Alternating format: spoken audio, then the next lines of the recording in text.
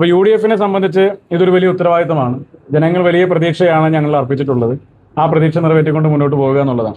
പിന്നെ ജനം മണ്ടന്മാരല്ല എന്ന് തെളിയിച്ചൊരു തെരഞ്ഞെടുപ്പ് കൂടിയാണ്. ജനത്തിന് കാര്യങ്ങളെയൊക്കെ വിലയിരുത്താൻ സാധിക്കുമെന്ന് ഇനിയെങ്കിലും ഇടതുമുന്നണി മനസ്സിലാക്കേണ്ട ഒരു കാര്യം കൂടിയുണ്ട്.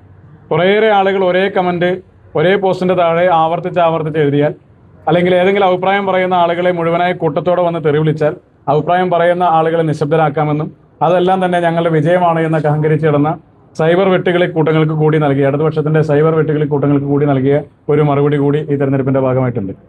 വയനാട് ദുരിതാശ്വാസ നിധിയിൽ നിന്ന് കോൺഗ്രസ് പണം കവർന്നെടുത്തു എന്ന് പറഞ്ഞ് ഒരു വലിയ പ്രചരണം കേരളം മുഴുവൻ നടത്തി. ആ വയനാട് മുണ്ടക്കൈ ചൂരൽമല ഉൾപ്പെടുന്ന കൽപ്പറ്റ നിയമസഭാ മണ്ഡലം കഴിഞ്ഞ തവണ 5000-ൽ പരം വോട്ടിന്റെ ഭൂരിപക്ഷത്തിന് വിജയിച്ച ടി സിദ്ദിഖ് MLA ഇന്ന് രണ്ടാമത് വിജയിക്കുന്നത് 45,000-ൽ വോട്ടിന്റെ ഭൂരിപക്ഷത്തിനാണ്. മുണ്ടക്കൈ ചൂരൽമല പ്രദേശം ഉൾപ്പെടുന്ന ആ ബൂത്ത് 250-ൽ പരം വോട്ടിന്റെ ഭൂരിപക്ഷത്തിന് UDF സ്ഥാനാർത്ഥിക്ക് ലീഡ് ചെയ്യുന്ന സാഹചര്യമുണ്ട്. എന്ന് വെച്ചാൽ വയനാട്ടിലെ ജനം വിശ്വസിച്ചത് UDFനെയാണ്. അവിടെ ആ പ്രദേശത്തെ ജനങ്ങൾ വിശ്വസിച്ചത് UDFനെയാണ്.